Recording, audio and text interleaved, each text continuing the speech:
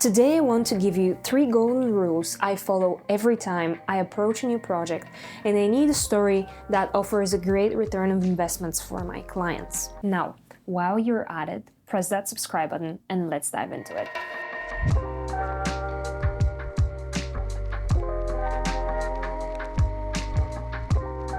So, as I'm sure you've noticed lately online, it's all about content. You open any app and you're doomed to an endless scrolling session, watching short 15-second videos that bring you a sudden rush of dopamine, but honestly leave you with nothing for your soul. Now, those rules that I'm talking about, I strive and apply those when I'm working on any kind of project. It could be a commercial or any kind of branded work for a client, but I also believe those rules are crucial when you're working on your own passion projects too. Now, the biggest difference is that in a sense, it's easier when you're working on your passion projects. In a sense, there is no one there to stop you from doing anything. You can, experiment as much as you want, and there is no one limiting your creative freedom. When there is a client though, they act as a filter between your vision and the brand vision. So it's a bit trickier, but there has always been this battle between pure art, creativity, genius, call it whatever, and the other side, which, will always be the audience. But the tricky thing is that now between you and the audience, there is also the client. So what do great artists make different? Like, why do people still talk about them? Simple answer is that because they've made them feel something. So rule number 1 is make people feel something either way. When you're creating your film, the worst thing that can happen is getting lukewarm responses. What I've tried to incorporate in my process is asking family or friends to watch the first draft of a project with me present so that I can observe them while they're watching the video. Their reactions are my compass, and I try to notice which moments make them tick and where they start losing their attention. Maybe they start asking me questions, because both of those moments are where you need to work on. Those are your signs, basically, that those are the segments that I need to focus on. And when everyone is battling for attention, your content should provoke emotion and not indifference. The second rule is, don't be scared to be bold. And that's my favorite. And I'm begging you, not only to think outside the box, but to actually go and do it. Like, execute those crazy visions. Don't be scared to be called different, because that actually means you're standing out and doing something right. You know what often happens to me on discovery calls? I have clients, expressing how they want to do things differently this time. Perhaps incorporate more story to the video instead of the corporate look they're so used to.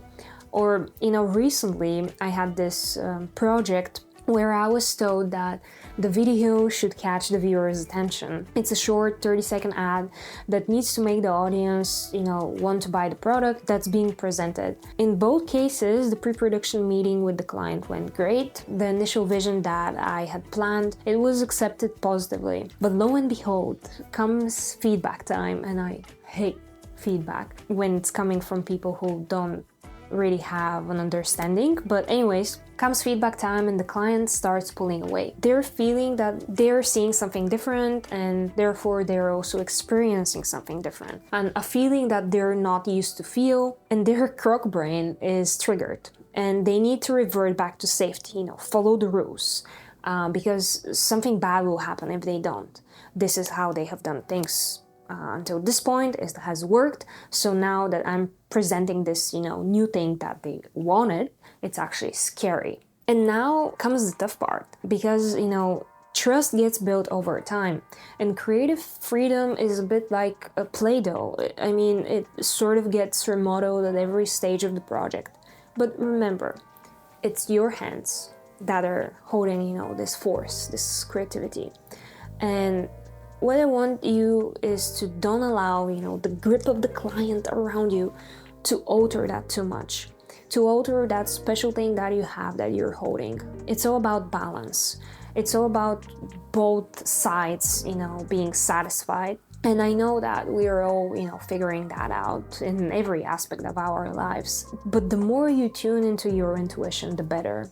And sometimes this, gut feeling is going to ask you to be bold, to be fearless, even, to fight for that vision. And that's when you don't back down. I think the biggest thing here is for you to decide how much you care about that project. Because if it's a project that it won't really matter in the long term, who directed that, who did that, and if I don't feel that connected to a certain piece, I'll be like, okay, like, this is what the client wants, this is their product, they know it, better than me. So I'll be more open, to having, this discussion and letting their vision, maybe consume a bit more of, the initial idea. But when it's a project that is really near and dear to me, for example, it's a branded documentary, most often I come up with that idea myself, then I pitch it to a brand, the brand likes it, they want to incorporate, their product in it, seamlessly. This is when I fight. Like, feedback is amazing and it's great to have people you rely on. For example, I have my mentor who is a screenwriter and I trust him completely. Like, if he tells me, okay, I think that you need to change something here or there, I listen. But then there is feedback which is just shitty. It's brand representative, who is in a corporate job and they're given, the brand guidelines. They see this document, they're like, this is it, this is what we need to create.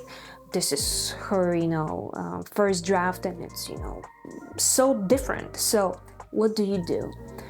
In my case, I'm maybe a bit difficult. I'm learning over time, not to be overly emotional, to give myself time to actually extract my personality out of the project and be like, okay, this isn't about me. But then sometimes you actually have to fight. And I'm going to be completely honest with you.